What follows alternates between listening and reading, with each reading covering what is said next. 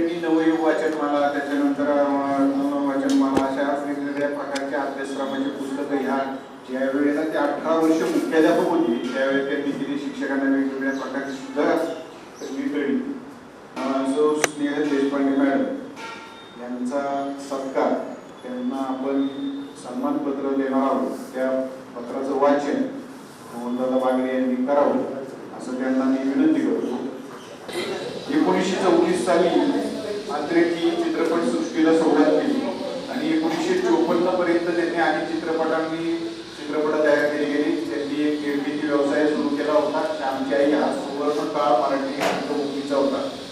श्यामच्या आईला राष्ट्रपती पुरस्कार मिळालेला होता.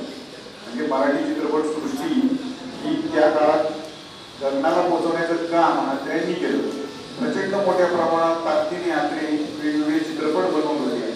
त्याच्यामध्ये काही काही अशी होती की इंग्रजी कादंबऱ्यांचा मराठीत अनुवाद करून सुद्धा त्यांनी धर्मवीर नावाचा चित्रपट बनवला होता. आणि त्याच्यावरती नंतर त्यांनी प्रेमवीर नावाचा सुद्धा त्या कादंबरीवर चित्रपट बनवला. तर अशा अत्रेंनी बाबुराव पेंढारकर, मानवराव नाईकवारकर घेऊन काही चित्रपट बनवले होते. त्याचबरोबर त्यांनी राजगुरू आंबेडकर आणि यांच्याबरोबर एक चित्रपट निर्मितीची संस्था सुरू केली.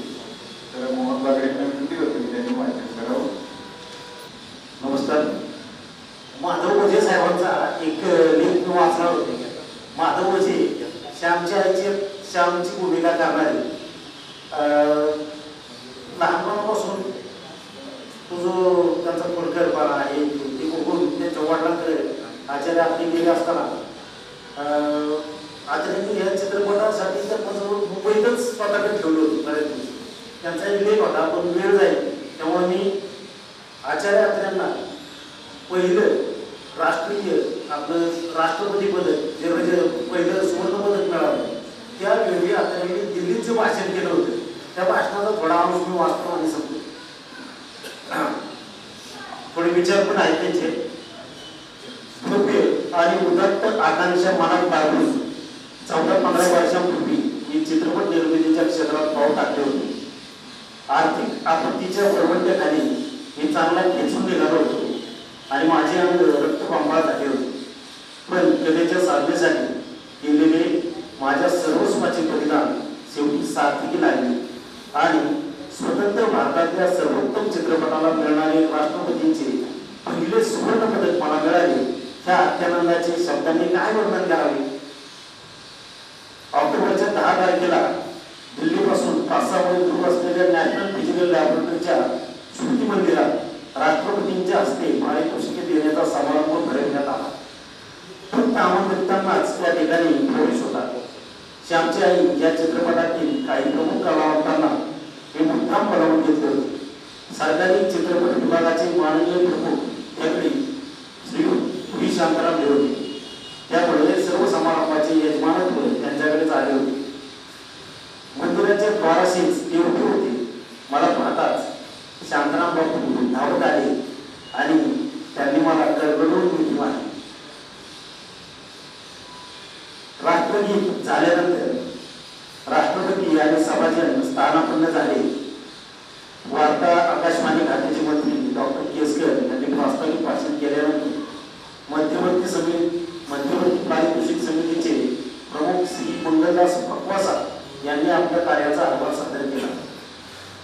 राष्ट्रपतींचे भाषण झाल्यानंतर सुवर्णपदक घेण्यासाठी व्ही शांताराम यांनी व्यासपीठावर मला पाचारण केले. उच्च साने गुरुजींच्या आणि माझ्या मातेच्या पवित्र स्मृतींना मनातल्या मनात वंदन केले. मी राष्ट्रपतींसमोर गेलो. सस्मित वदनाने राष्ट्रपतींनी सुवर्णपदक माझ्या गळ्यात घातले. सभागृहात टाळ्यांचा कडकडाट झाला. अनेक कॅमेरे झटाकले.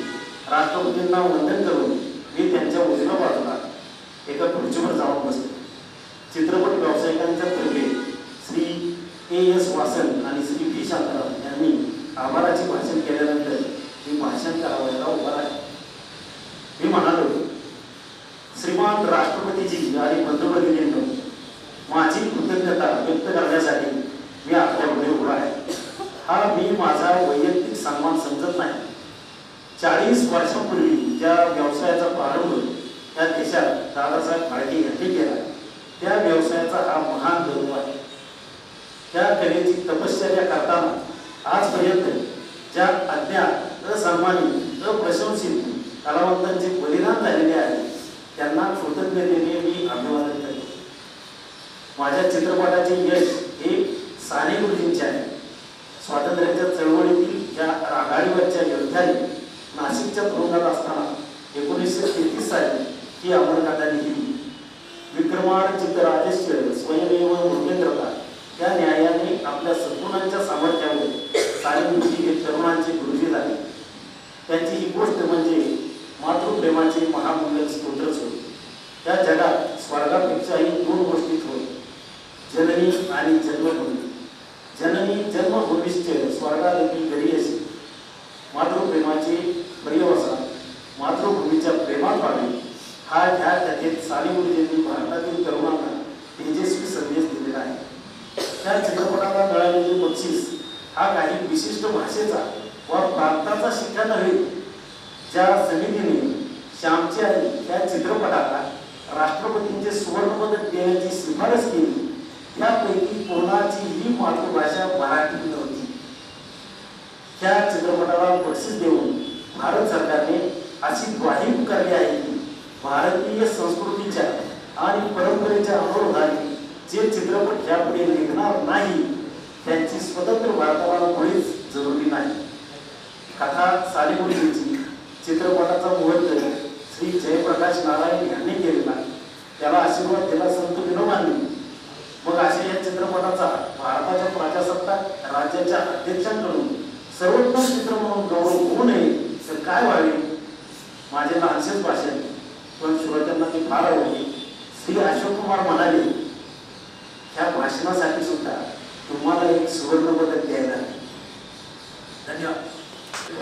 मराठी आणि हिंदी चित्रपटातही आदरणीय वेळेप्रमाणे यानंतर